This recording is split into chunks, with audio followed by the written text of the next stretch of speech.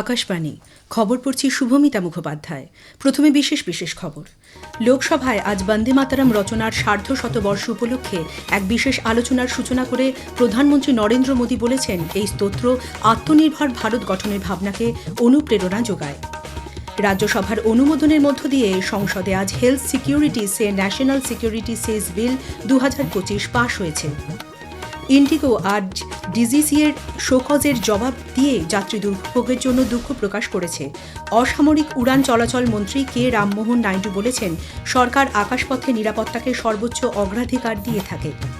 সন্ত্রাসবাদ এবং চরমপন্থার বিরুদ্ধে আন্তর্জাতিক লড়াইকে আরও শক্তিশালী করতে ব্রিটিশ সরকার ভারত বিরোধী চরমপন্থী সংগঠনগুলির ওপর যে নিষেধাজ্ঞা জারি করেছে, ভারত তাকে স্বাগত জানিয়েছে। সারা দেশের সঙ্গে পশ্চিমবঙ্গে আইআইটি দুর্গাপুর ও আইআইটি খড়গপুর ও দুর্গাপুর এনআইটিতে শুরু হয়েছে স্মার্ট ইন্ডিয়া হ্যাকাথন 2025-এর হার্ডওয়্যার সংস্করণের গ্র্যান্ড ফিনালে প্রতিযোগিতা। আসছি বিস্তারিত খবরে। প্রধানমন্ত্রী নরেন্দ্র মোদী বলেছেন, বন্দে মাতরম মন্ত্র স্বাধীনতা আন্দোলনের সময় গোটা দেশকে উজ্জীবিত করেছিল। বন্দে মাতরম রচনার 150 বছর উপলক্ষে লোকসভায় আজ বিশেষ আলোচনার সূত্রপাত করে তিনি বলেন, এই স্তোত্র স্বাধীনতা সংগ্রামীদের উৎসাহ ও উদ্দীপনা জুগিয়েছিল। উল্লেখ্য, 1875 সালে বঙ্কিমচন্দ্র বন্দে মাতরম স্তোত্র রচনা করেন। শ্রী মোদী আরও বলেন, বন্দে মাতরমের 150 বছর পূর্তি গৌরবের এই অধ্যায়কে পুনরুজ্জীবিত করার এক গুরুত্বপূর্ণ সুযোগ এনে দিয়েছে। বন্দে মাতরমের শতবর্ষ পূর্তির সময় দেশে জরুরি অবস্থা চলছিল বলে তিনি জানান। বন্দে মাতরমের 100তম বার্ষিকীতে যখন জাতীয় স্তোত্র উৎসাহ উদ্দীপনার মধ্য দিয়ে উদযাপনের কথা ছিল, সেই সময় ভারতের সংবিধানের কণ্ঠরুদ্ধ করে দেওয়া হয়। वंदे मातरम के 100 साल हुए तब देश आपातकाल की जंजीरों में जकड़ा हुआ।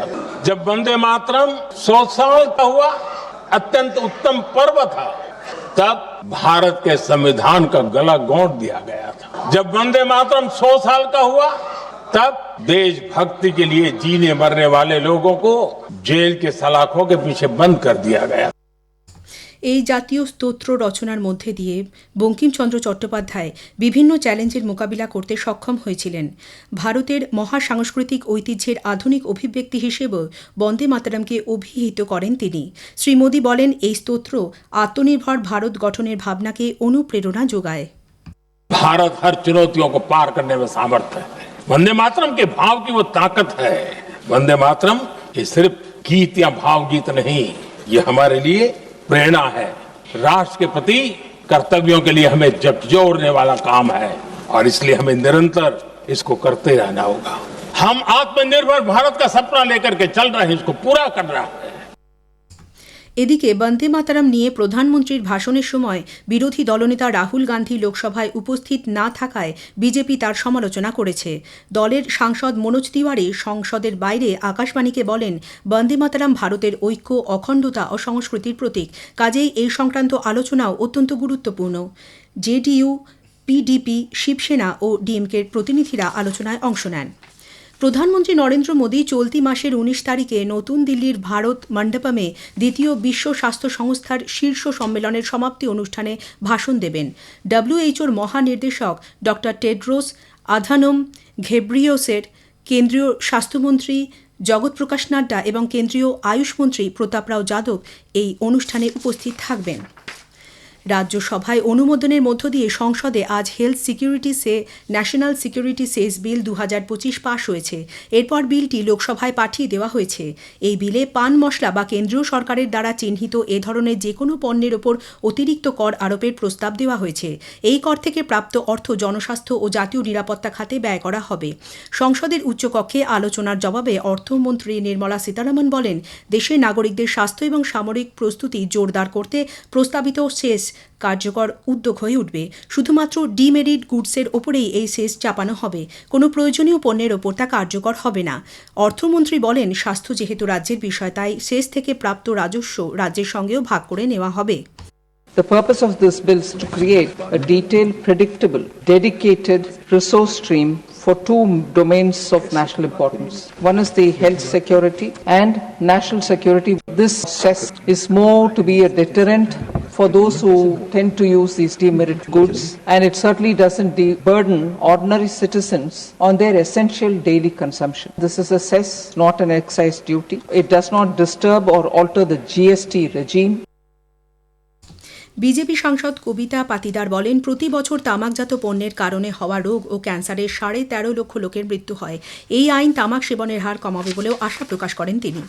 কেন্দ্রীয় নতুন ও পুনর্নবীকরণযোগ্য জ্বালানি প্রতিমন্ত্রী শ্রীপাদ ইয়েসো নায়েক আজ রাজ্যসভায় এক প্রশ্নের লিখিত উত্তরে জানিয়েছেন, প্রধানমন্ত্রী সূর্যঘর নিঃশুল্ক বিদ্যুৎ যোজনা PMSG-MBY এর আওতায় মোট 24 লক্ষ পরিবারের ছাদে সৌরবিদ্যুৎ ব্যবস্থা স্থাপন করা হয়েছে। এটি 2026-27 অর্থবর্ষের মধ্যে আবাসিক ক্ষেত্রে 1 কোটি পরিবারের ছাদে সৌরবিদ্যুৎ ব্যবস্থা স্থাপনের লক্ষ্যমাত্রার প্রায় 23.96%। তিনি বলেন, এই প্রকল্পের আওতায় 35 লক্ষ পরিবারকে নিয়ে আসার লক্ষ্যমাত্রা নির্ধারণ করা হয়েছে। প্রকল্পটি ভালোভাবে এগিয়ে চলেছে বলে মত প্রকাশ করেন তিনি। অসামরিক বিমান চলাচল মহানির্দেশনালয় DGCA-কে ইন্ডিগো সংস্থা বিমান চলাচলের ক্ষেত্রে চূড়ান্ত অসুবিধা এবং বহু সংখ্যক উড়ান বাতিলের প্রসঙ্গে শো কজের জবাব দিয়েছে। জবাবে তারা জানিয়েছে, এই অবস্থার জন্য তারা অত্যন্ত দুঃখিত এবং গ্রাহকদের অসুবিধার জন্য তারা ক্ষমা প্রার্থী। এই পরিস্থিতির জন্য তারা দুর্ভাগ্যজনক এবং অপ্রত্যাশিতভাবে সৃষ্টি কিছু জটিল অবস্থাকে দায়ী করেছে। DGCA এই জবাব খতিয়ে দেখছে।